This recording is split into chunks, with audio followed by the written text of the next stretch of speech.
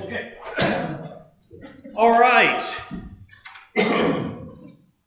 So today, what we're going to do is we're going to look at chapter 13. We're going to finish that, and then we will leave chapter 14, hopefully, for next week. And even though Revelation is 22 chapters long, we've already covered a sizable chunk of it, and we're sort of over the hump. If you remember, as I mentioned a couple weeks ago, when we first started chapter 12, that's really the hinge point, that second heavenly vision, and I kind of illustrated it with that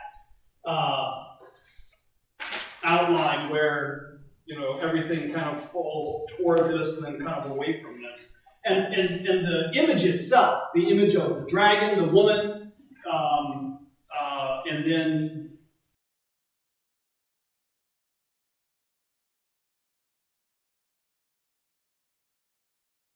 to be read in isolation from each other. They are inherently linked.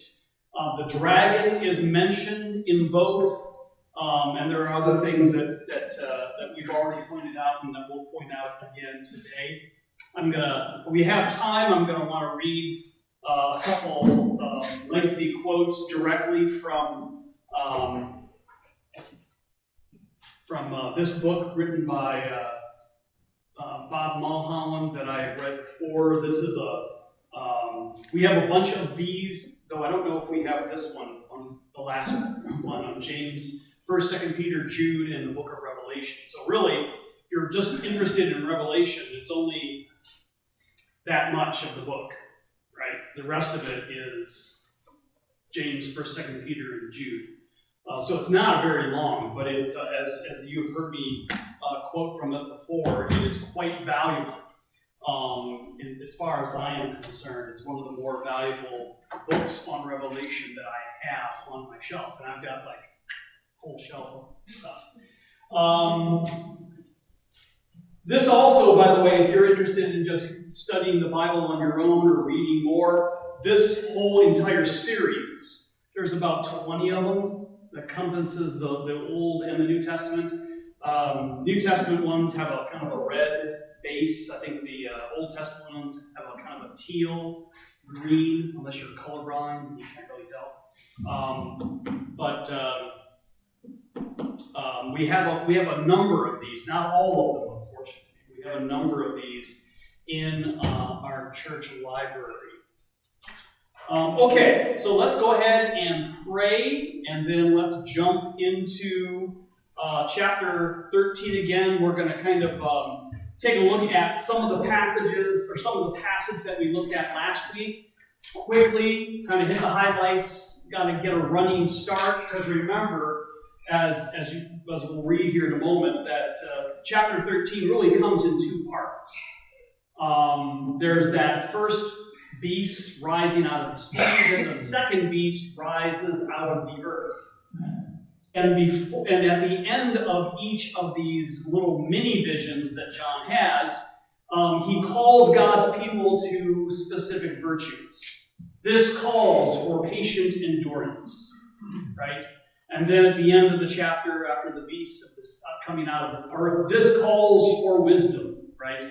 And so right there you can see that there's some structure there. And that structure, if you've ever been in my class for more than two classes, you know that as I hammer away at this a lot, that structure often illustrates what's important, right? You can understand the structure of something. You can understand what the biblical author wants you to focus on.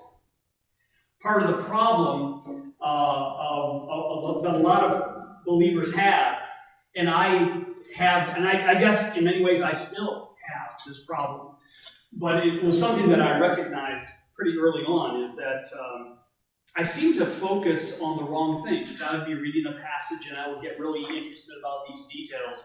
And not, again, as you've heard me say, that the details or those kinds of questions aren't bad questions, right? I wasn't being rebellious, I wasn't being evil or anything like that. But unfortunately, many times, Not all the time, thankfully, but many times, those kind of ancillary sideline questions distracted me from the larger thrust, the point of that book or that passage or that psalm or what have you. And that's what you don't want to do, right? You don't want to be so focused on, the really intricate, weird little patterns that you can see in this little tiny parts of a bark of a tree, right? And then forget the entire forest, right? You're so focused on something that you're not seeing really what's around you and what's the most important thing. Okay, so let's go ahead and pray, and then let's jump in. Heavenly Father, we again come humbly into this church, into this building, into this room. Grateful for what you've done for us in Christ. Grateful for Scripture and your Word. But also anticipating what you will do. And so, Father, give us wisdom and give us discernment. Give us patient endurance and faithfulness by filling us with the power of your Spirit and the grace of your Son, our risen Lord and Savior, Jesus Christ. Amen. Okay, so we looked at that vision of the dragon, the woman and the dragon, back in chapter 12, and then we get into chapter 13, where it begins by saying, and again, depending on your translation here, and I'm not sure why they did this, but the last sentence of some of your chapters, especially older translations, will have the dragon stood on the shore of the sea. Many modern translations put that as part of verse 1 of chapter 13. I'm not sure why they did that, but they did. So the dragon stands on the shore of the sea, and then John says, I saw a beast coming up out of the sea. It had 10 horns and 7 heads and 10 diadems. And I've hammered at that several weeks now, right? That it's not real crowns. And that would have been understood by those who heard Revelation for the first time 2,000 years ago. But because we often use diadems and crowns in synonymous ways, if you just translate that diadems, it still doesn't necessarily mean that it's something radically different. But I point that out to you because that's something that John would have expected everybody to intuitively understand. And on each head, a blasphemous name. And the beast I saw resembled a leopard, but had feet like those of a bear, a mouth like that of a lion. And so these kind of chimeras, these mythical beasts, are found throughout just about every culture in the world. Far East, right? Yeah, you see these in Chinese and in Korean, Japanese culture. You see them in Persian culture, Jewish culture, African, Native American. It's just part of the human thing, right? That we conjure up these unnatural looking animals, right? And in every culture is a little bit different. But in the culture in which the Bible was written, these beasts are always unnatural. And that unnaturalness of them indicates that they're somehow evil, right? It's you never see these depicting you never see these kind of mythical animals depicting God, but you do see God described, angels described with the wings of so it's a little bit, you got to be a little bit careful when I say that. I got to be a little careful when I say that. The dragon gave the beast his power and his throne and great authority. We're going to see how that plays out at the end of chapter 13. John doesn't explain what power and authority he gives, he's holding that back until until he describes the second beast. And even then, it's rather vague. One of the heads of the beast seemed to have a fatal wound, but the fatal wound had been healed.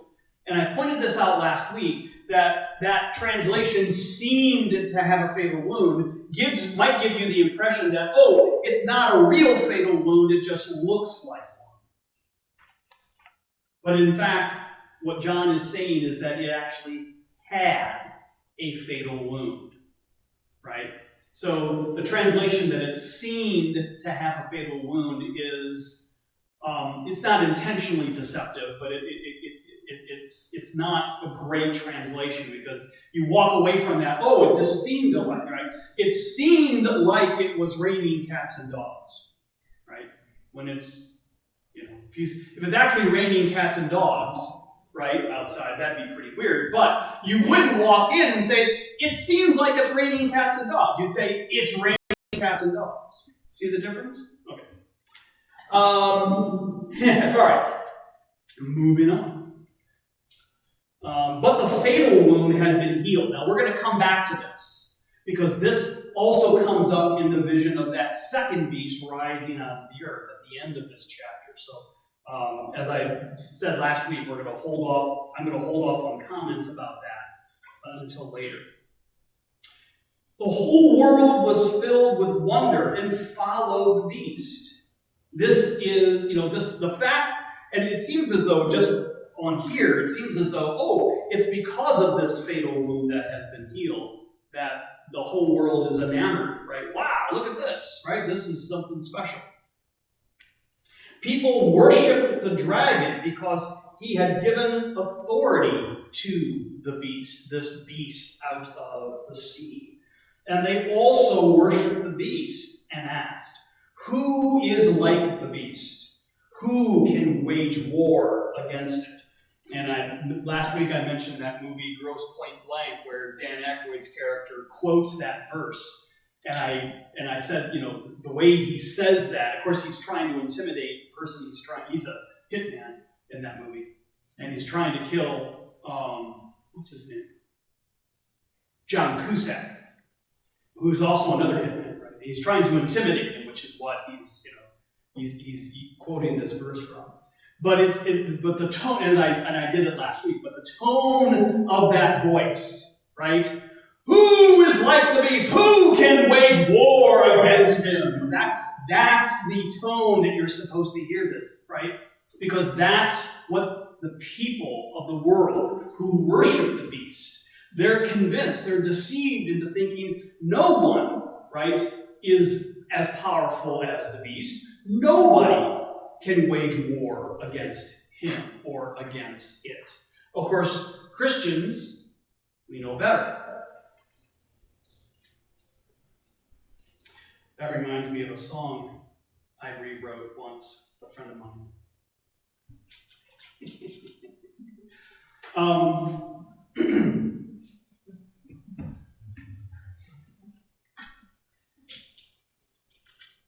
I wanted to put this up on the door of my office one Christmas time. No one commented on it. It says that Martin Luther, Thomas More, C.S. Lewis all said in various places that Satan cannot stand being mocked. He hates being made fun of, right?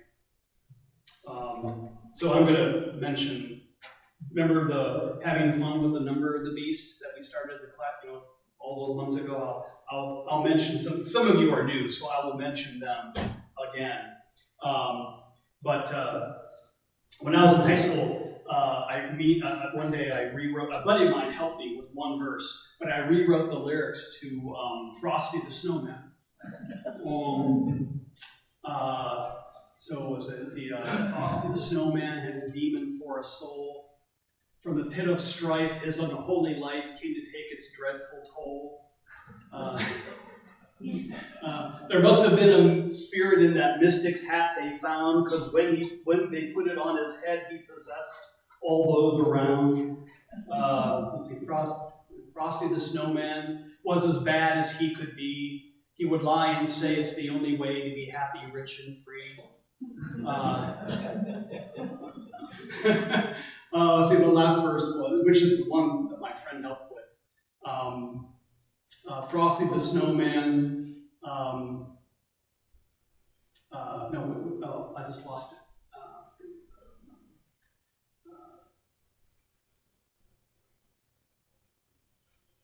Frosty the Snowman had a heart as black as coal.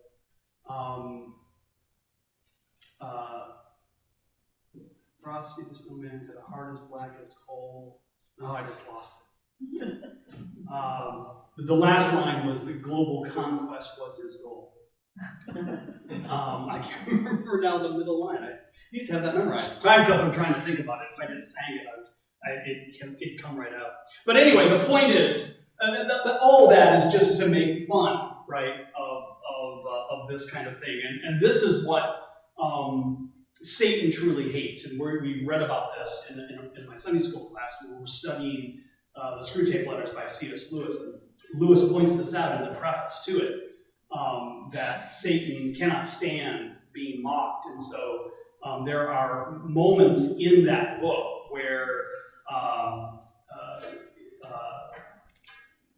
Satan is made fun of, and it's quite poignant. And so, anyway, okay. So the beast was given a mouth to utter proud words and blasphemies and to exercise its authority for 42 months. Now, we've seen this before, 3.5 years, 1,260 days, right? These are all equal in terms, and I think the equality of each of those three designations is meant for us to recognize that they're often talking about the same thing. So it opened its mouth to blaspheme God. And if you remember, this is one of the, since it's given a mouth, you might remember in the book of Daniel,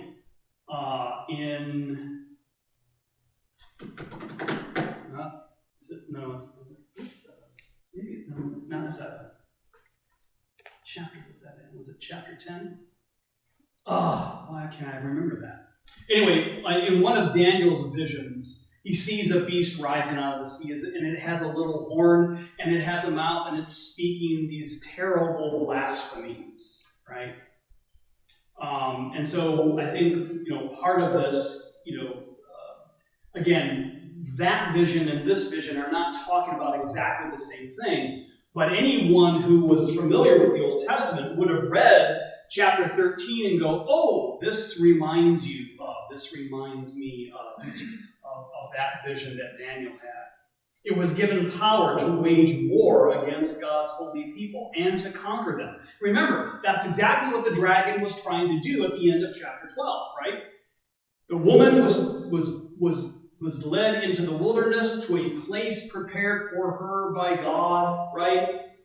And the dragon couldn't reach her, couldn't do anything against her, and so he decided to wage war against her other children, right? And this goes back again to your question, Joyce, 3 weeks ago as well. What's the vision? Is this very narrow? Is this just talking about, God's saints before Jesus was born? And I said, well, at the beginning of the chapter, yes, but by the time you get to the end of the chapter, that vision has broadened to include all of God's people, including us, right? All of God's people, because that's exactly how John says we will overcome by the blood of the Lamb and the word of their and the word of our. That's not right. Wrong one. The dragon was enraged at the woman and went off to wage war against the rest of her offspring, those who keep God's commands and hold fast to their testimony about Jesus. And so by the time you get to the end of the chapter, that vision, that definition of who the woman is and who her children broadens and widens to include people like you and I. And I keep saying this, and so forgive me if you've heard it before, and it's old news, but John does this kind of thing all the time. So it was given power to wage war against God's holy people and to conquer them. Now, this is interesting. I have said, remember I said how in Revelation, the only ones ever wearing legitimate crowns, real crowns, right, are either divine beings like God or the Lamb, or God's people, His redeemed people, right, saints. There are only, let me get to it here.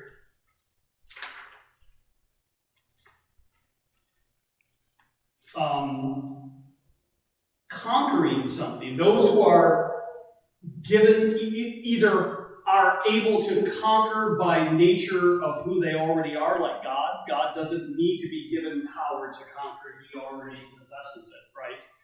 Or those who were given power to conquer, like the saints. Think about all of those letters at the beginning of Revelation. Those who overcome, those who conquer, right? Those who triumph. They will be given blank, blank, blank, right? Those promises that we saw. So, in Revelation, if you want to write these down, I'll read them to you. Let me turn the air on. This is that time of year where, the environmental system isn't smart enough to realize that it needs to turn on all the time. Okay, so in Revelation, conquering something is only either what the Lamb does or what God's saints do. So for the Lamb conquers in 3:21. That's chapter 3, verse 21. 5:5, 6:2, and 17:14. So 4 times John's vision says the Lamb conquers, right? Now, of course, part of that is 5:5, or 6:2, which assumes that the first rider of the first horse is Christ. And we talked about that. There's some debate about that. So if you disagree with that, then maybe there's more than one exception. Or God's redeemed people. Now, this is a bunch because 7 of these come in those letters to Revelation in chapters 2 and 3. So 2:7, 2:11, 2:17, 2:26, 3:5, 3:12, 3:21. You can find those easily just by looking at the last verse of each of the 7 letters of Revelation in chapters 2 and 3. 2:7, 2:11, 2:17, 2:26, and 3:5, and then 3:12. But then also 3:21, sorry. But also in 12:11, back in the last chapter, 15:2, which we'll see in a couple weeks, and then at the end of the book, in that last heavenly vision, 21:7, that vision of the new heavens and the new earth. Now, having said all of that, so right now there are 7, 8, 9, 10, 11, 12, 13, 14 times either the Lamb or the Lamb's redeemed people conquer in the book of Revelation. There are only 2 exceptions to that. One of them is here in 13:7. The other one is back in chapter 11, verse 7. Where it says, remember the 2 witnesses representing God's people? We think that, at least I personally don't think that the 2 witnesses are meant to represent or, be 2 individual human beings sometime in the future, right? But that they represent God's people. It says in chapter 11, verse 7, that when they had finished their testimony, There's that important word in Revelation, that idea of maintaining your testimony about Jesus. The beast that came up from the abyss will attack them and overpower and kill them. But that conquering is not final, right? Because after 3 days, right, they rise from the dead, right? In front of everybody. And so that conquering is not an ultimate conquering, like all the other 14 times in which conquering is mentioned in Revelation. The other time is here in chapter 13, verse 7. So let me read that whole verse. It was given power, this beast from the sea, it was given power to wage war against God's holy people and to conquer them. So when you kind of look at this in connection to what we read earlier in chapter 12, this is how the dragon is waging war against the other children of the woman. I keep saying women for some reason. The other woman's children. That is, those who keep God's commands and hold fast to their testimony about Jesus. Right? The beast is the one who is, think of the dragon as the king, right, and his commanding general, right, out there, right. He's the one who is, sending this beast to accomplish his will. So, but again, as we're going to see, this conquering isn't final, right? From the perspective of the beast, who can wage war against him, right? From the perspective of the people who live in the earth, remember that distinction between in and on? That's going to come up a couple more times in this chapter alone. They think, that's it. They're done, right? They have been conquered. If you, I don't have it here, but if you take a look at the book, the commentary on Revelation, written by my friend Craig Keener, which I think we do have in our library, though it may be checked out right now. In this chapter, he mentions, in the chapter about this, chapter 13, he mentions a lot of stories of missionaries over the years, over the centuries, some of whom he knows personally, who have been imprisoned and abused and tortured, but eventually overcame. And there are some really interesting stories in there. It seems as though they're, thrown into a 12 by 18 room filled with 20 other people, with no windows and only 2 bowls of rice per day of food, and then taken out and tortured every day for several hours. And yet, this particular person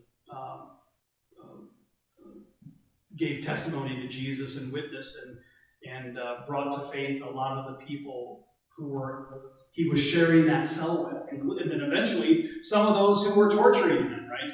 And now here he is,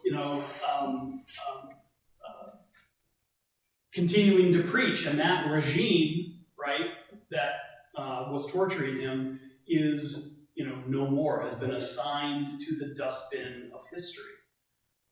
Well, what this chapter is talking about, and what really the book of Revelation is talking about as a whole, especially when we get to chapter 17, where we actually see this world system described for the first time as fallen Babylon, is that's what's going to happen to all these regimes, right?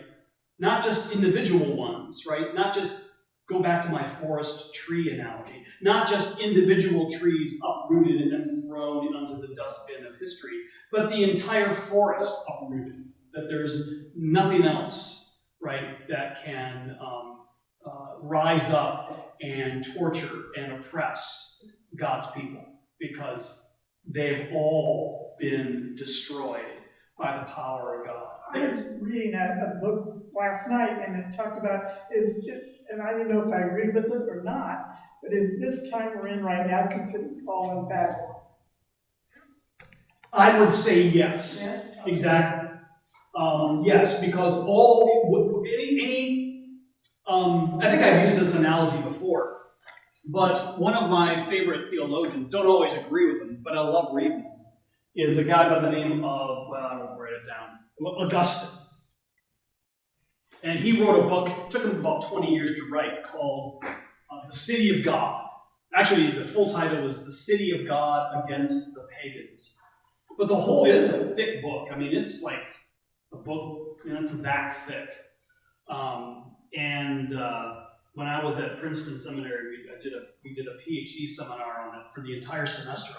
We just read that book and we dived into it. It was one of my favorite classes I've ever had, because it was a deep dive into it. But the whole premise of this huge book is either you're a citizen of Jerusalem, i.e. New Jerusalem, right?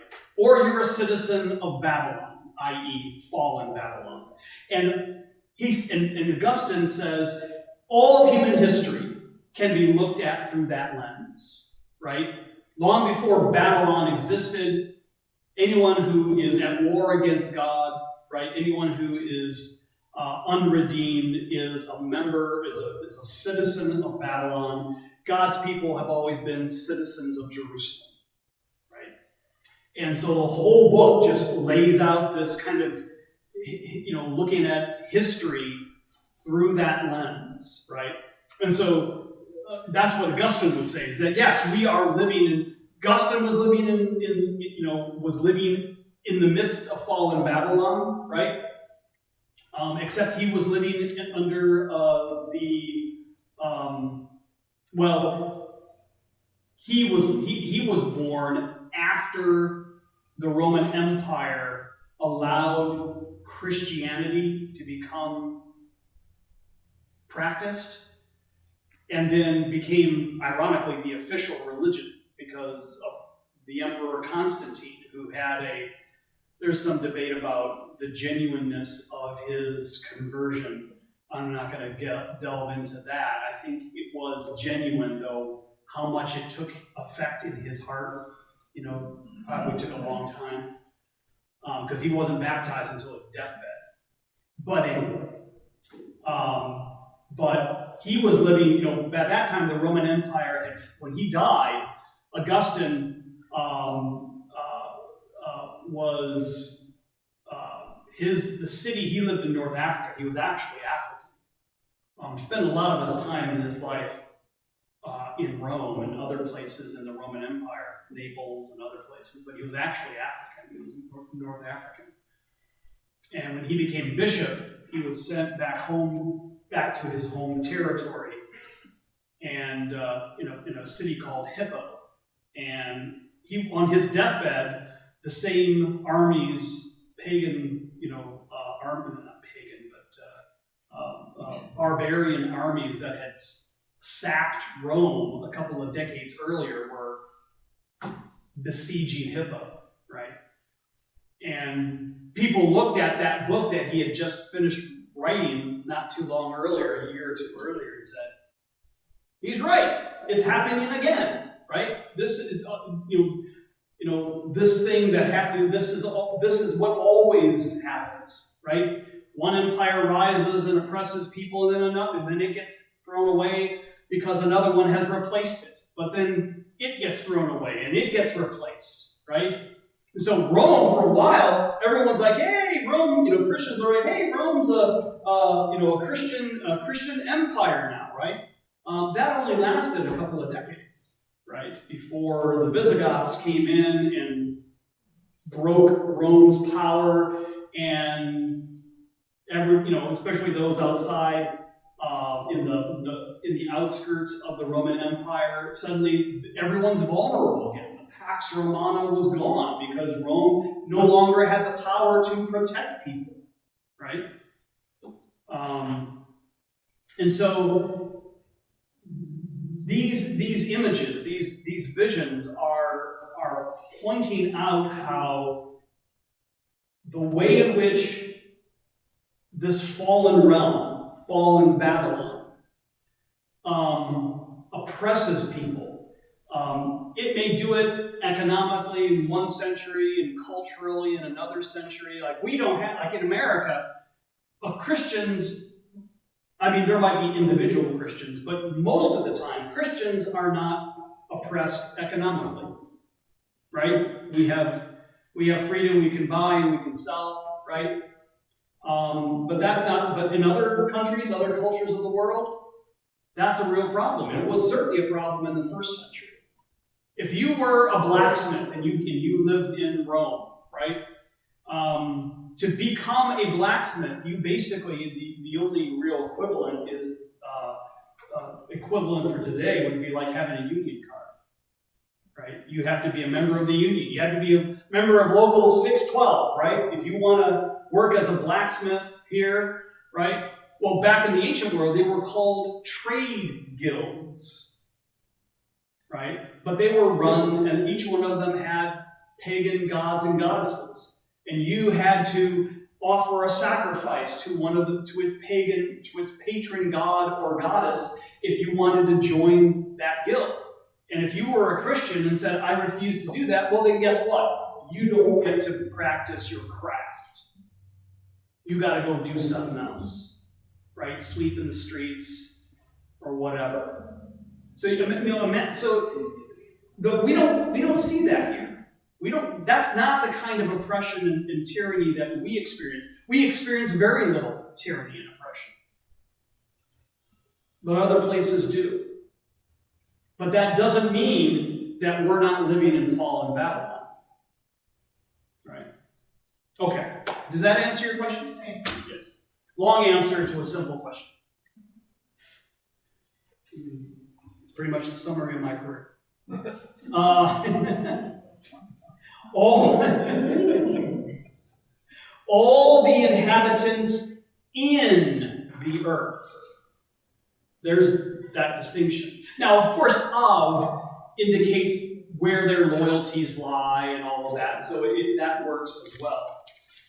But all the inhabitants in the earth will worship the beast, all whose names have not been written in the Lamb's book of life, the Lamb who was slain from the creation of the world. Now, there's an interesting distinction here to be made.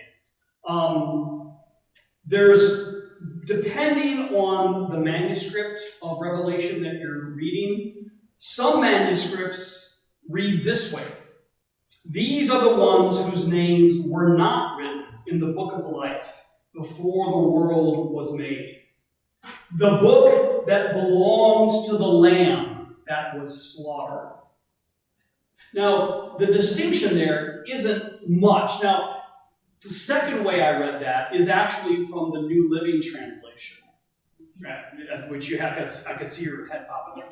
That's probably the better way to look at this verse.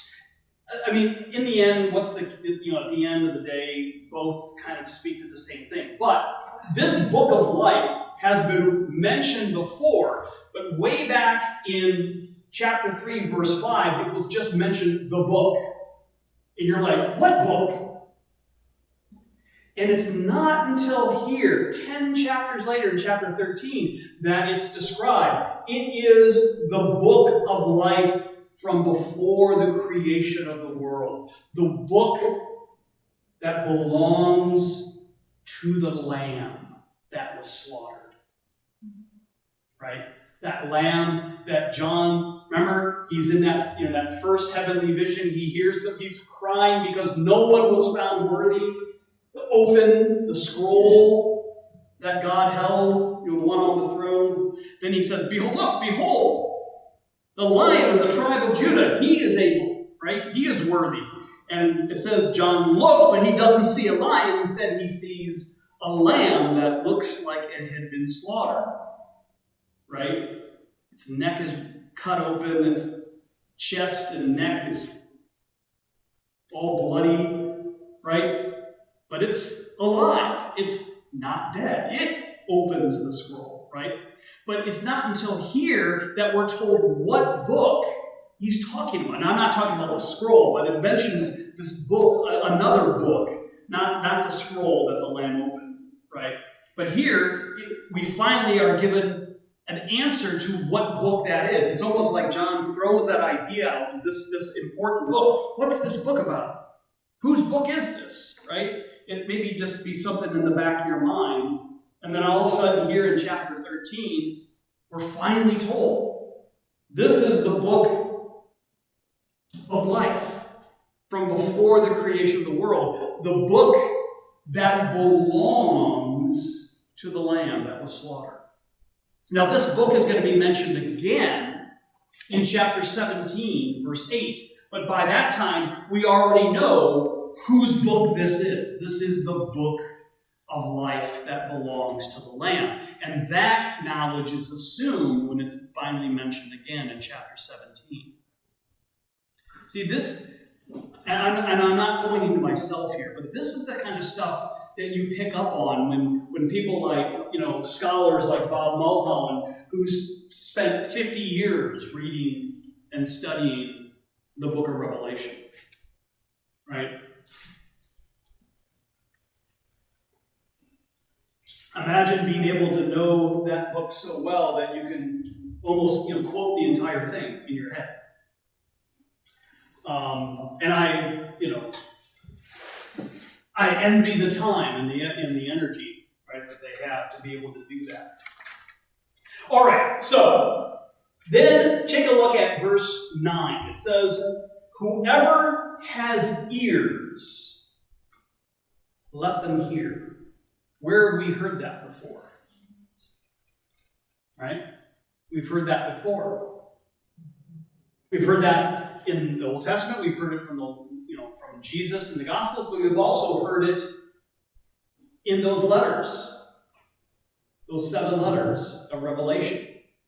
And again, John wants us to go, oh, there's a connection here between what he is talking about and seeing here in chapter 13 and what he talked about in each of those 7 letters.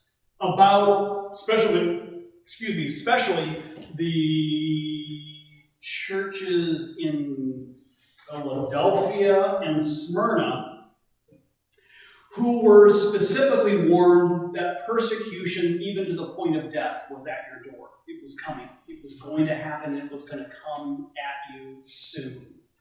So stand firm. Right? Let me read to you just for...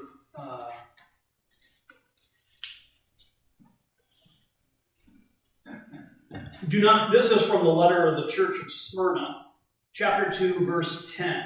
Do not be afraid of what you are about to suffer. I tell you, the devil will put some of you in prison and test you, and you will suffer persecution. Be faithful even to the point of death, and I will give your life the victor's crown. And that's a real crown here. Whoever has ears, let them hear what the Spirit is saying to the churches. That's a phrase that is in all 7 of these letters. Okay? So again, my point here is, again, focusing on the details. My point is actually big picture. What John is seeing here in chapter 13 is connected to all of those 7 letters. Because, Mary Ellen, we live in fallen Babylon. What is happening here hasn't happened. Well, it has happened in the past, but it's not just talking about what's happened in the past. It's not talking about something that's only going to happen in the future. It happens whenever God's people are, until Christ returns and his kingdom is finally established, right? Then there will be no more mourning or crying or pain, because the old order of things has passed away. And as God says from the throne in that final chapter, behold, I have made everything new.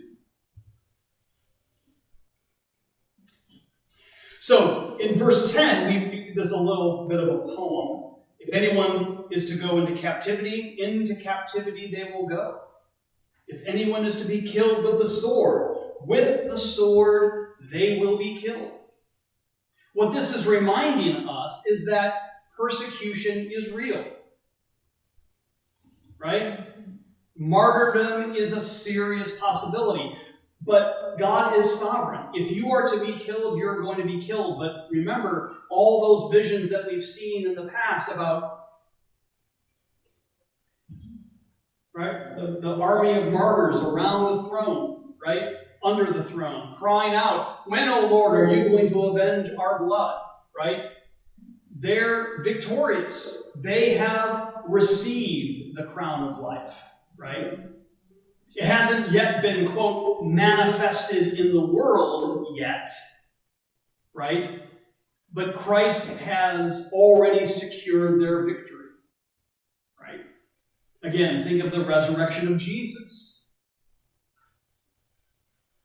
When the people who actually had the privilege of seeing Jesus in his resurrected state, they're, as I said in one sermon, I'm not sure if I ever said it here, can't remember now, but it was from a previous either a couple years ago or 3 or 4 years ago in Easter, that when the people saw the resurrected Christ on Easter in those 40 days before he ascended, they were looking at the end of history.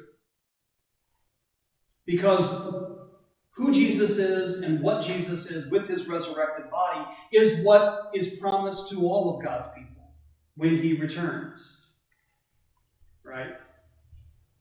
When, the end of, when God finally says, all right, that's it, and Christ returns and establishes, when heaven and earth are finally brought together like we see in chapter 21 when John says, I saw a new heaven and a new earth. Right? They're no longer separated. We no longer have to pray, thy will be done on earth as it is in heaven, because those have now been brought together. Right? Right now, they're separated. At least in a physical sense. Right? But one day, God is going to remake this world, remake creation, and that's the promise that the book of Revelation is about. Okay, so that verse 10, that little poem, if anyone is to go into captivity, again, that's just a reminder, right? But remember, if anyone is to go, then they will go. But remember, God is the one who is sovereign, not the dragon, not the beast, right? God is in control. I remember many years ago, back in 1993, when I was my first job working as a minister, Stephen King had written a book many years earlier, and he turned it into an 8-hour miniseries called The Stand. It was about the end of the world. And me and Ray, the senior minister, were talking about it. And I said, I'm going to watch this. I'm really curious about what he has to say about the end of the world. And he said, yeah, I think I'm going to watch it too. Well, after 2 nights, that was it. He was done. Not because of anything bad on the show itself. He just said, I can't do 4 nights in a row. It's just too much for me. He was busy doing other stuff. But I watched the whole thing. And at the end of the movie, this kind of antichrist sort of figure seems to have won the day, and you're like, how is this all going to get resolved? And all of a sudden, literally the hand of God comes down from the sky and just takes care of him. And I'm like, this entire time, I thought it was rather ironic because I wasn't expecting that. I was expecting that kind of duality, you can't have good without evil. Evil and good are equal powers, and they're always fighting against each other, and one can never really can never really trump the other. That's kind of what I was expecting. And here at the end, I'm almost, I'm like, oh, God has always been in control. He was just doing things in his own time.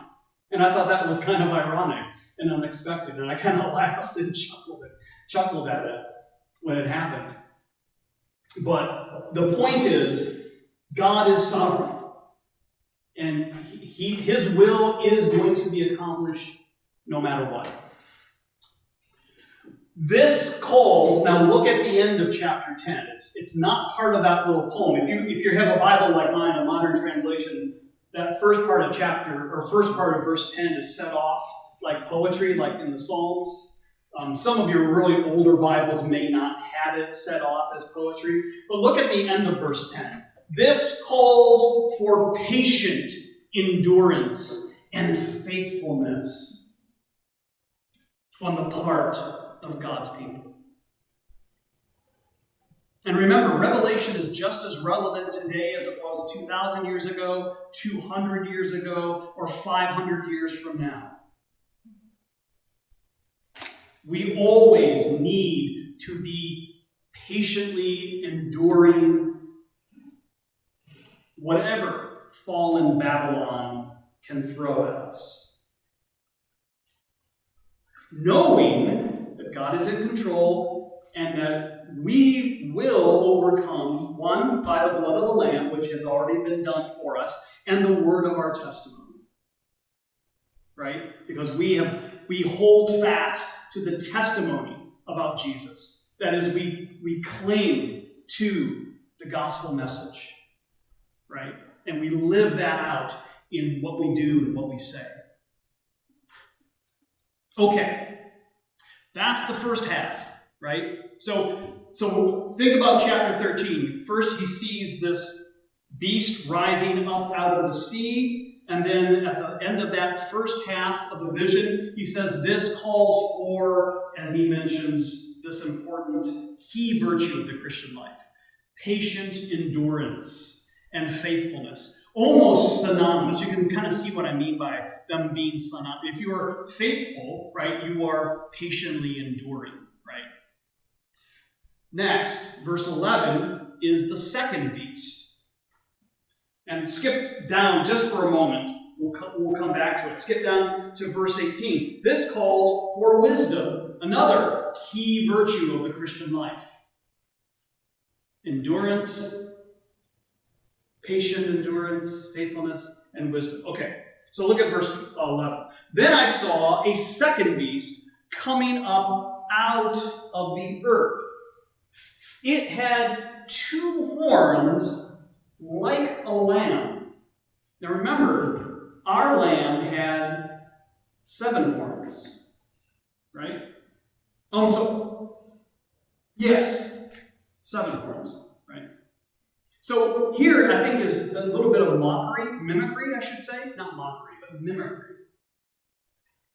It's trying to pass itself off, right, by giving you the impression that it has similar power, or at least close to similar power, but of course it's not real power at all. So it had 2 horns like a lamb, but it spoke like a dragon. Now here again, the dragon is mentioned again, because these 2 visions are intimately connected to what's going on in chapter 12.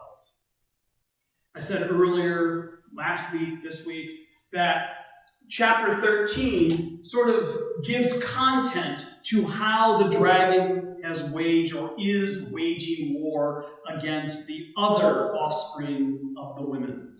I did it again. Other offspring of the woman. Singular, right? Those who obey or keep God's commands and hold fast to the testimony of Jesus. So, again, what we're seeing here is some content being given to that kind of ambiguous phrase. How does he wage war? What does that mean? Right? Well, right here. Right? Through the beast from the sea, and now the beast from the earth. It exercised, this is verse 12. Where are we at here? Oh, we got a good time here. It exercised all the authority of the first beast on its behalf. and made the earth and its inhabitants worship the first beast, whose fatal wound had been healed. Now I'm going to come back to that here. I know I keep saying we're going to come back to that, but trust me, we will. But let me get that here. I had a couple things I wanted to say, and I wrote them down.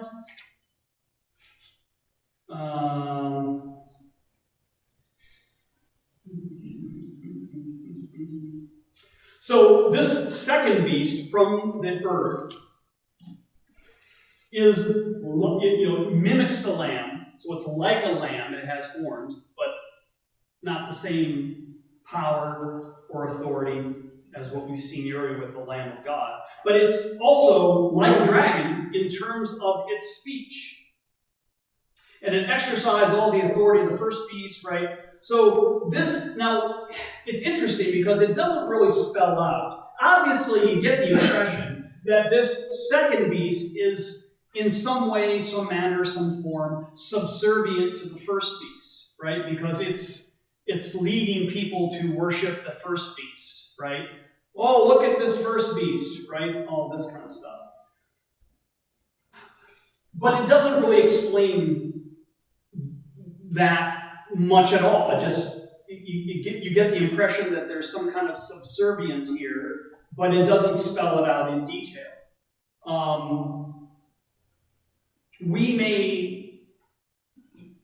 I think there's some imagery that's going to come in a few chapters later on in Revelation. Though that imagery is so different than this one, where the harlot, remember the image of the harlot here in this second or this first angelic discourse starting in chapter 7. The harlot, or the oftentimes called the whore of Babylon. That's the old-fashioned King James way of saying it, right? She's riding a beast, right? And I think maybe there's some intentional connection there. But here in chapter 13, we're not really told the nature of this subservient relationship, but clearly there is one.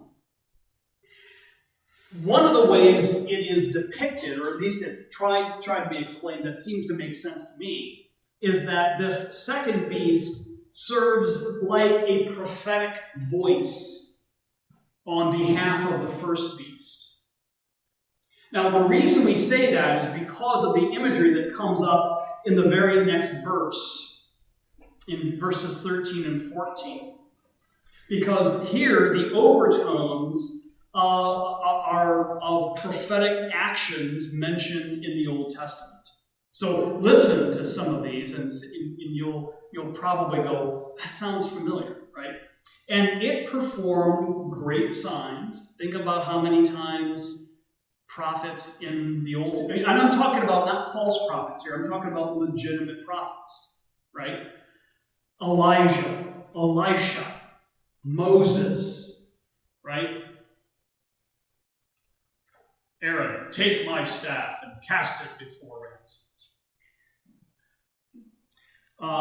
Thinking again, because I just watched Ten Commandments a couple weeks ago. And it performed great signs, something that Old Testament prophets do all the time. Even causing fire to come down from heaven to the earth in full view of the people.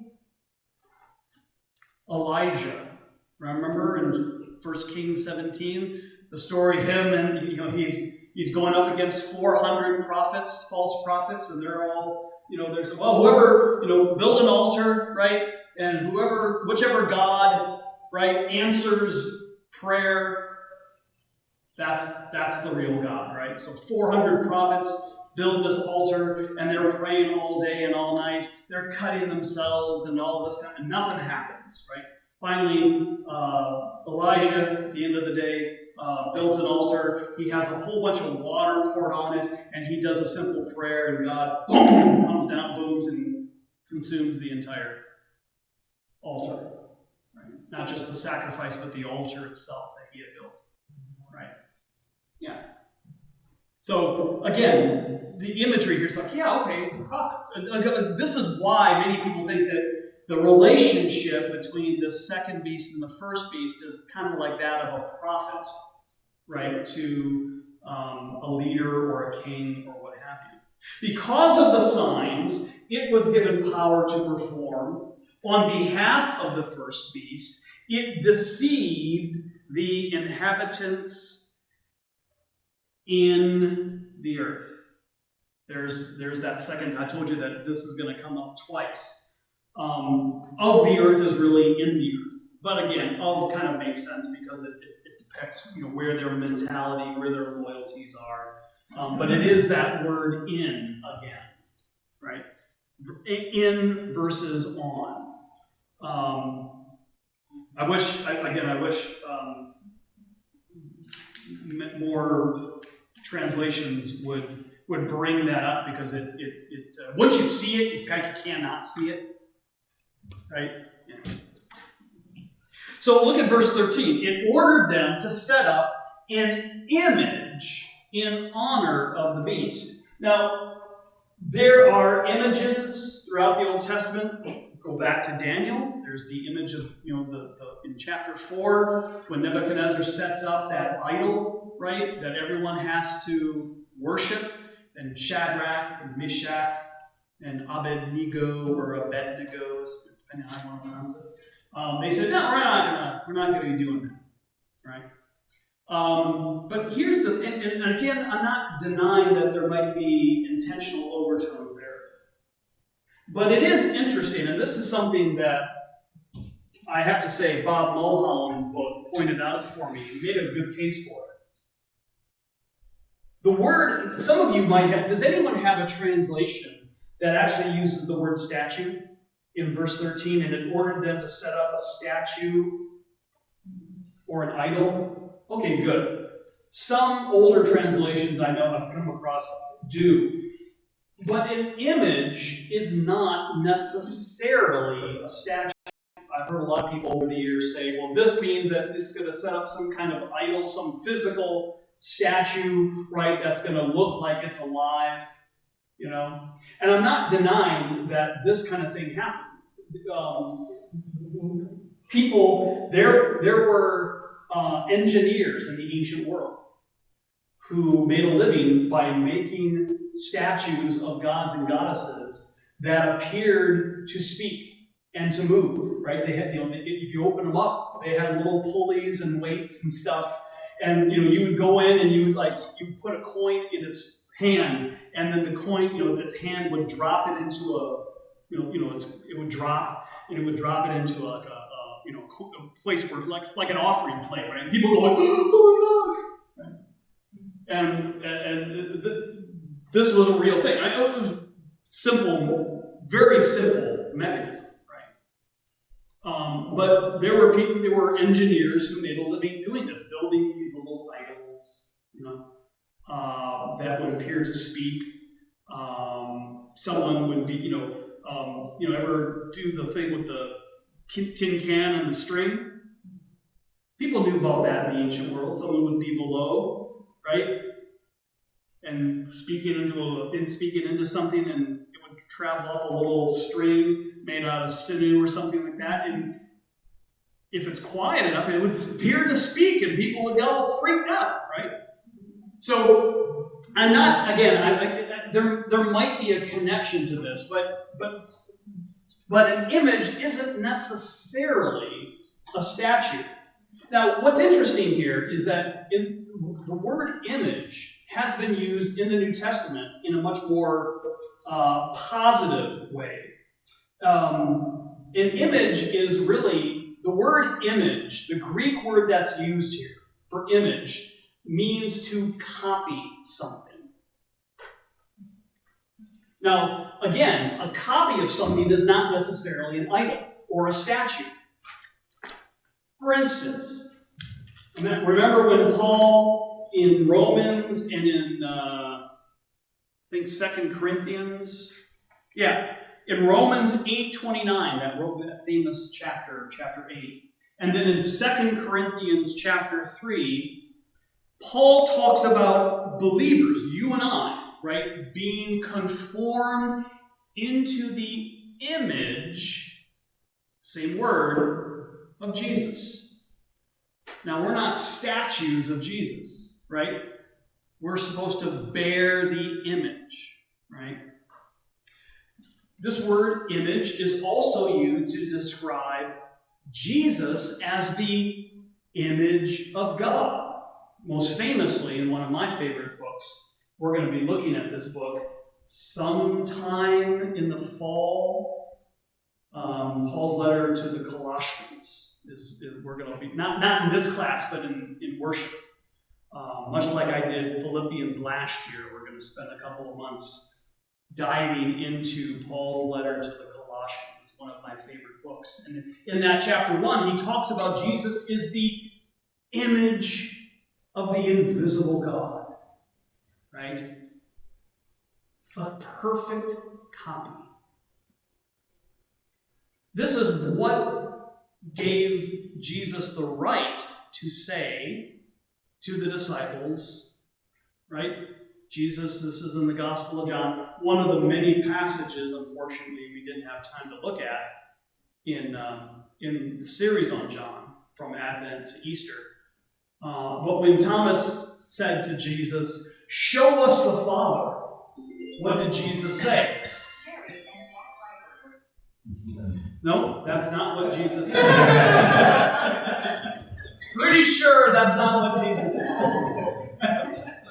Jesus said, "If you have seen me, you have seen the Father." He is the perfect image of the Father. And so this idea here is that he's this image. Again, I want to move away from this idea that it's thinking, oh, it's purely like a statue, right? I think there's something more, what's the right word, spiritual going on here. Now, look at the end. I'll read the whole thing, because now we're getting back to that wounded beast. And it performed, this is verse 13, it performed great signs, prophets, think of the prophets, even causing fire to come down from heaven to the earth in full view of the people. Because of the signs it was given power to perform on behalf of the first beast, it deceived the inhabitants in the earth. Period. It ordered them to set up an image in honor of the beast who was wounded by the sword and yet lived.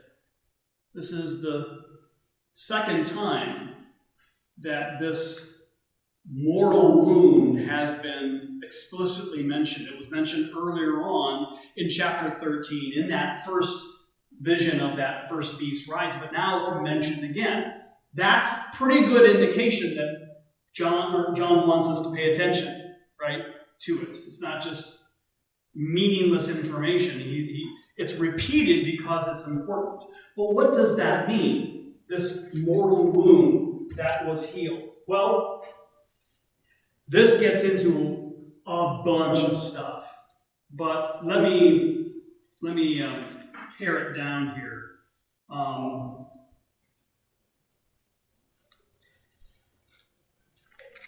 Many scholars, many New Testament scholars, including Bob Mulholland and my friend Craig and others, and I would agree with them, see a lot of the imagery that's going on in chapter 13 as related to someone, a specific person, that people in the ancient world would have recognized. Okay, here's Moses and Elijah. Oh, no, should have. Uh-oh. Left it on too long. Okay. You've heard of this guy. Nero. He was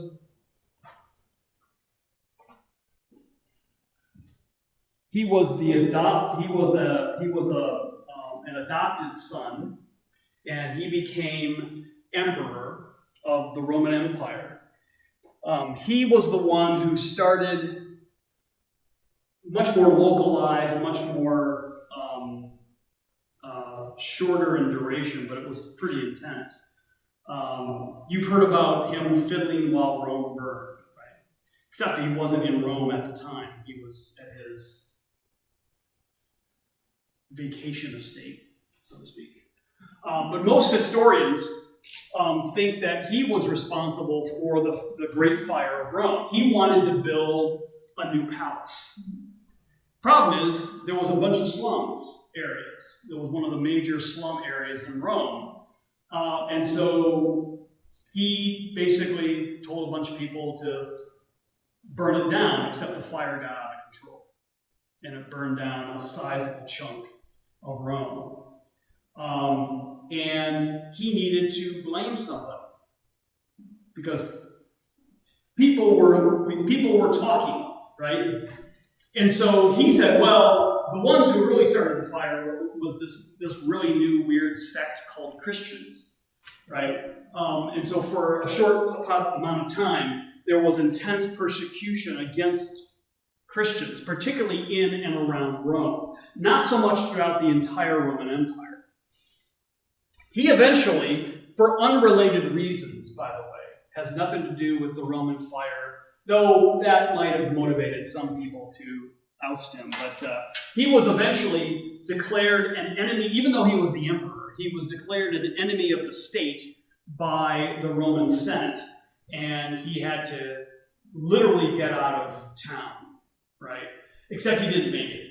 He almost made it out of Rome, but he was finally cornered, and he committed suicide by taking his sword and killing himself.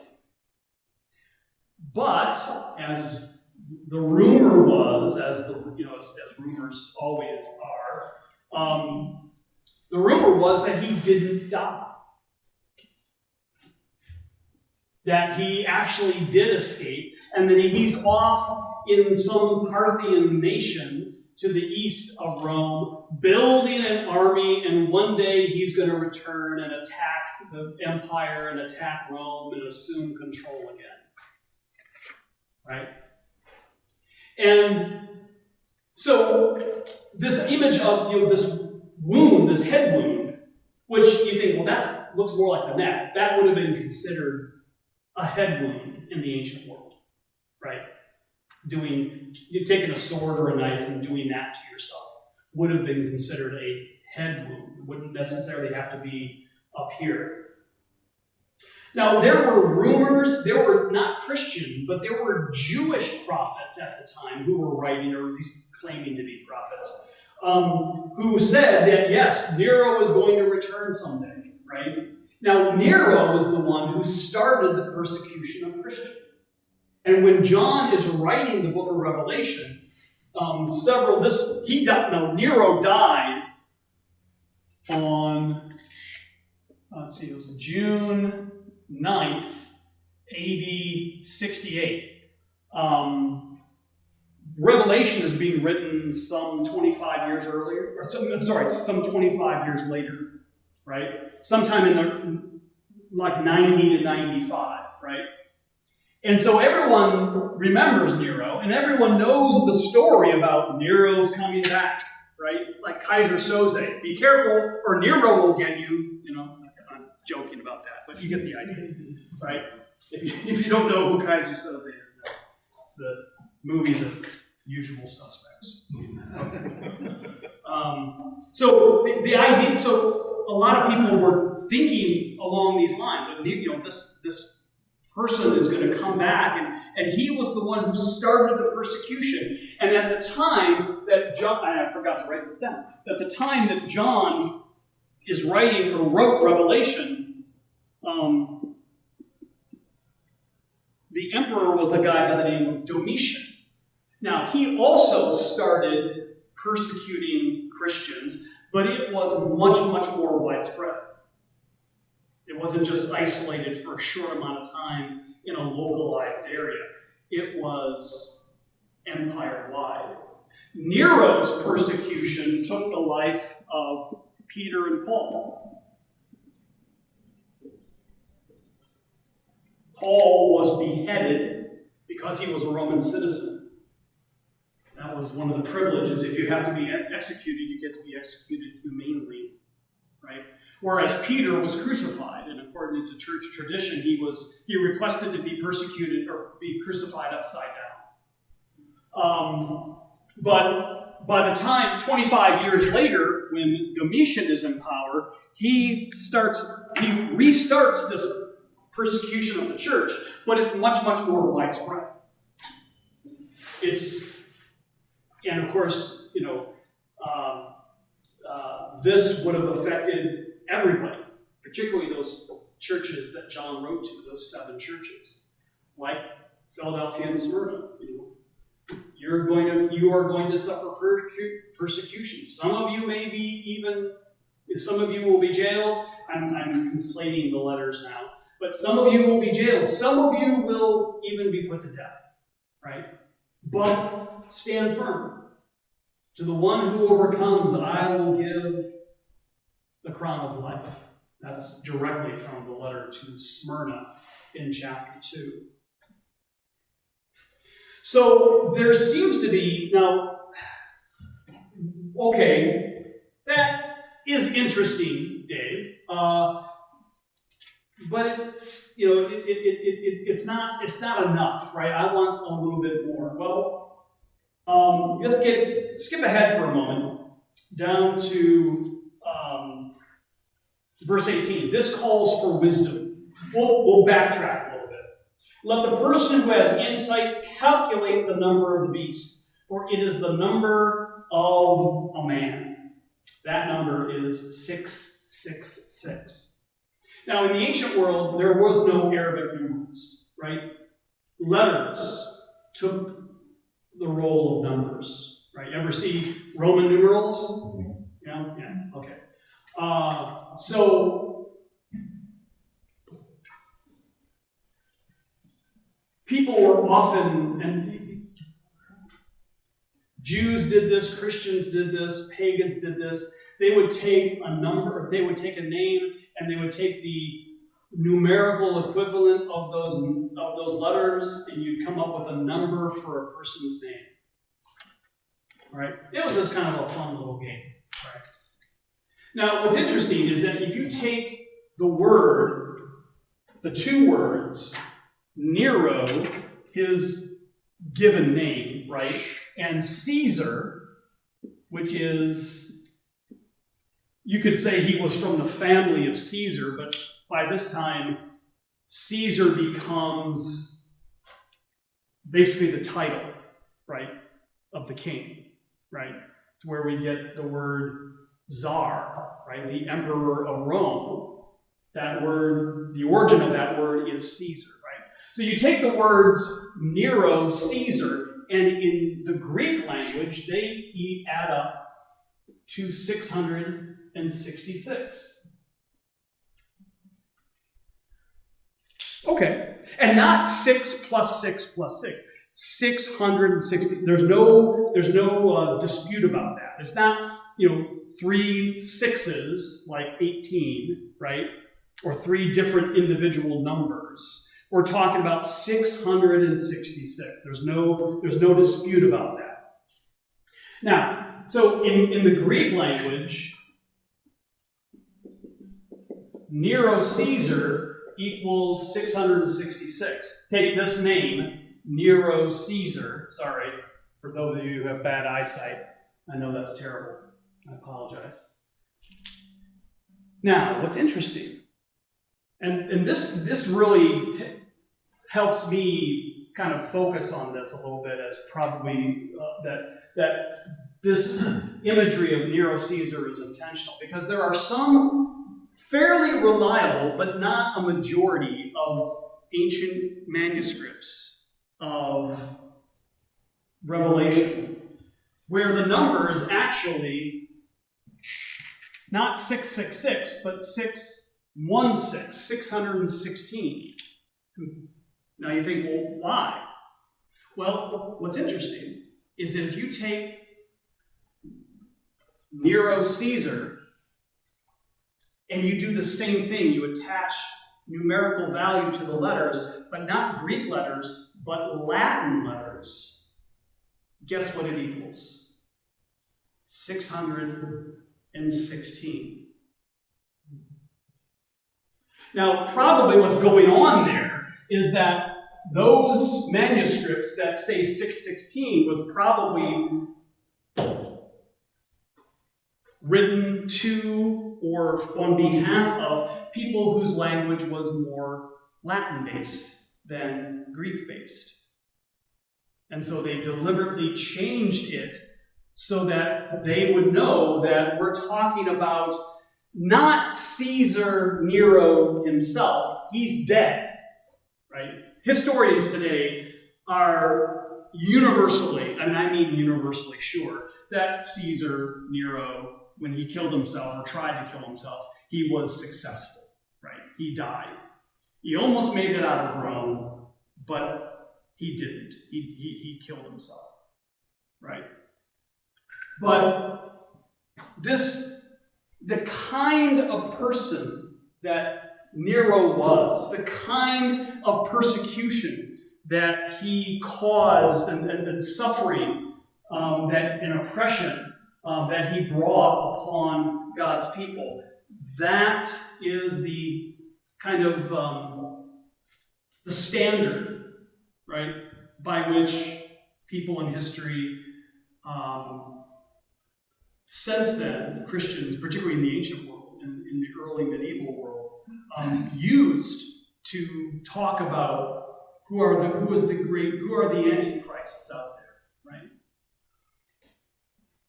What I mean by that, very much in the same way that fallen Babylon is used to describe any system that is doing the bidding of the dragon, Satan, right, who wages war against God's people, is described as fallen Babylon. Even though the emperor, the empire of Babylon ceased to exist 2,500 years ago, right? And yet we still use that, right? John uses it in Revelation, even though Babylon hadn't been around for almost 600 years. But because of what they did to God's people back in the days when Daniel was alive, they became the quintessential, what's the word I'm looking for? Image, type, right? Of who the enemies of God are. Not the Assyrians, not even the Egyptians, but the Babylonians. Because they destroyed God's temple, right? They, and they, did horrible persecution by pulling so many people out of Israel, out of Judea, and taking them into exile for an entire generation. In the same way, Nero is held up like that negative ideal, right? Anyone who does the bidding of the dragon, right? And again, I think this vision is playing off the kind of fears and knowledge of all of these rumors that, Caesar's coming back, Nero's coming back. He's gonna come back. He's not gonna be happy, right?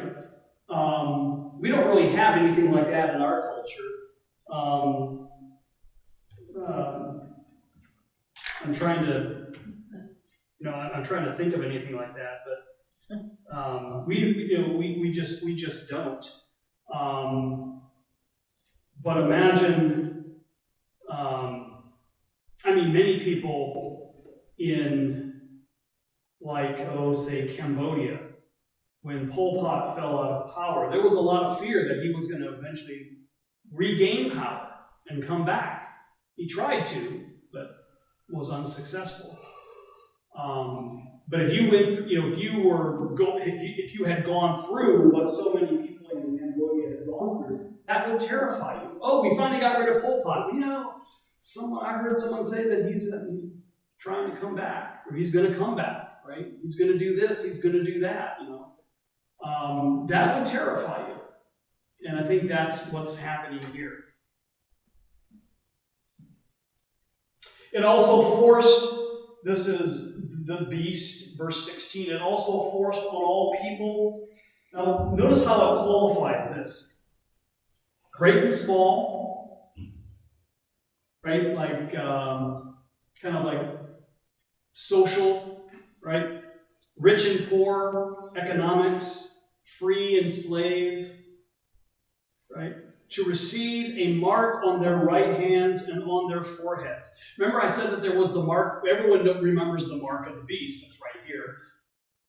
But remember, I've emphasized this every time we've come across it. There's also the mark of God. If you want to look this up, if you know, where is it? It's in...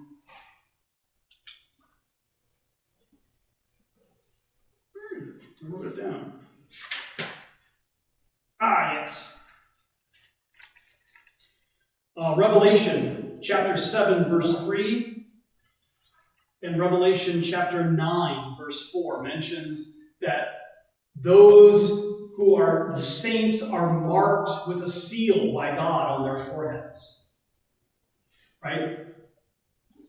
So here, now, the non-saints, right, those who are in league, even if they're unaware, right, they may not realize or know or believe that they're working on behalf of the beast or the dragon, but they are. Because again, there's no neutral party in Revelation, right? Either you are at war against God or you are a believer. That's it. We see that kind of distinction in the Gospel of John, where John keeps saying that, everyone who heard Jesus either put their faith in him or considered him insane or evil. There was really no third person, there was no third category. Oh, I'm going to wait to see how this plays out. No. The mark of God comes up later in chapter 14, verse 1. And again, at the very end of the book in chapter 22, verse 4.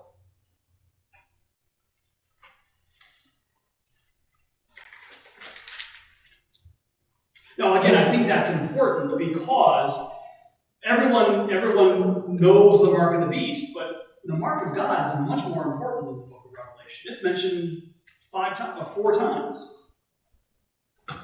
Mark of the beast is only mentioned once. But notice how the beast uses this mark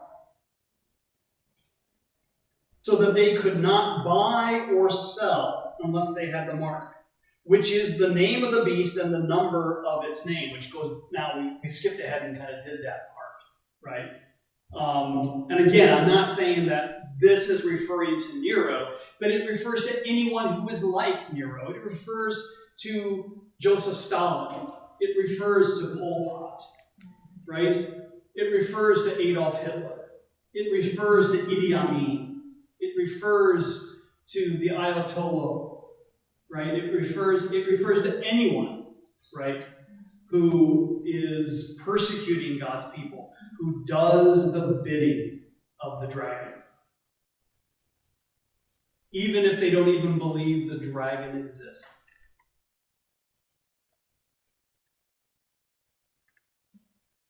So they cannot buy or sell. Now, in the ancient world, again, the economy was very, very, very important, just like it is today. But we, particularly in the West, live in a free economy. But there are still places today in the world where if you are a Christian, it would be, you could be denied the right to buy something, the right to buy food. I don't want to serve your kind, right? And you have to go somewhere else. Yeah. I can't imagine living like that. I really can't. I can imagine it, I can think about it, I can conceive it, but I have no point of personal reference to it. Please. I've been kicked out of hotels in China because it wasn't for foreigners. Oh, interesting. So not Christian, but just foreign. Okay, you can't be. Okay, interesting. Interesting. I never knew that. I never heard that before, but that is interesting. I remember a friend of mine who did some missionary work with YWAM, Youth with a Mission, and they went into China, and they were told, you're going to be followed. So when you pray, don't close your eyes and bow your head. They don't know English. So just when you pray, just pray and look around like you're talking to each other. Michael Card, who grew up in the hills of Kentucky. I went to a concert one time, and he was telling me he had just come back a few months earlier from a mission trip where he had helped smuggle Bibles into China. And he said, we got there and we pull out all this scripture, not necessarily entire Bibles, but we have it all on the bed in the hotel room, and me and the other guys, the local, Christians, Chinese Christians who would come there, we pack it all into one bag, and they said, okay, we're going to go deliver it, we're going to go meet some guys somewhere, at 3 o'clock in the morning, right?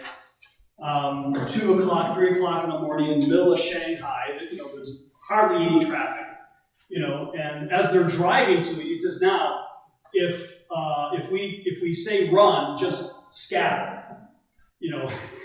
He's like, I'm in the middle of Shanghai, I don't know a word of Chinese. He says, you expect me to just scatter. And they got scared because they could see like 2 blocks away there was a parked car. They're like, is that, But he said, we decided to risk it, and the people showed up, and we gave them the books, and they were very, very happy, and they got in their car. And it was like, like a drug deal, in the middle, like you see, or running guns like you see in movies and TV shows. And they said, well, then we all got back, and everything was fine. But this is a reality for so many believers, right? And you and I don't live in that world, but it may happen someday, right? I mean, just think about how many changes have happened in our own culture, in our own nation, in the last 30, 40 years. Things that I never would have imagined happening in my lifetime are now just taken for granted. So this calls for wisdom, right? Know who your enemy is, right? Okay. Give me 2 minutes.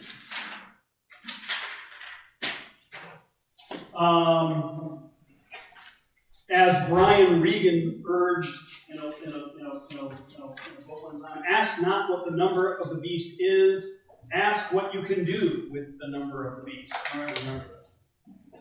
So 665 and 667 are neighbors of the beast. This is a good one. 666%. What the beast gives both at work and at play. 111, payment plan of the beast. $665.95. Suggested retail price of the beast. 6.66 times 10 to the second power. Scientific notation of the beast. 666i, the BMW model driven by the beast. And my personal favorite, 666 degrees Fahrenheit, minimum safe temperature for cooking roast beast. Anyway, so I got a whole list of these. If you want them, some of them are very esoteric. But anyway, don't forget this book, Unveiled Hope, is on the table if anyone wants to borrow it. You can keep it for, try to get it back 4 weeks, 3 weeks, something like that. I'm not expecting it back next week. And so next week we will start looking at chapter 14, where we're reintroduced to the Lamb again, but also to that number 144,000. And I will remind you about kind of where we were with that. And, I might even go over a couple, again, I might mention a couple of the options, because Again, how you kind of interpret that will color or drive you, in certain directions. A lot there, isn't it? But remember, patient endurance and faithfulness. Ultimately, that's the real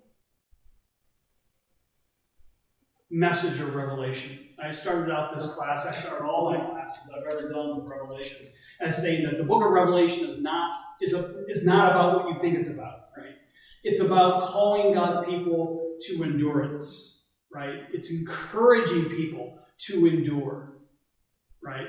Just like in those letters to Philadelphia and Smyrna specifically, and warnings to people like the Laodiceans who had compromised. And because of that compromise, were beginning to put their own salvation in jeopardy, right? So that's part of that wisdom, faithfulness and patient endurance. All right, listen. Heavenly Father, we again thank you so much. We thank you for your word. We thank you for John. We thank you for every single human being who ever spent sometimes their entire life copying down these words, letter by letter, so that we can have them in front of us now. Father, it's an amazing privilege. So inspire our hearts, illuminate our minds as we continue to read your word. Keep us safe. We ask that you bless Amy and all who are not able to make it here for whatever reason. Bring us back together next week. We pray these things in the name of Christ Jesus, our risen Lord. Amen. Thanks, everybody. Yeah.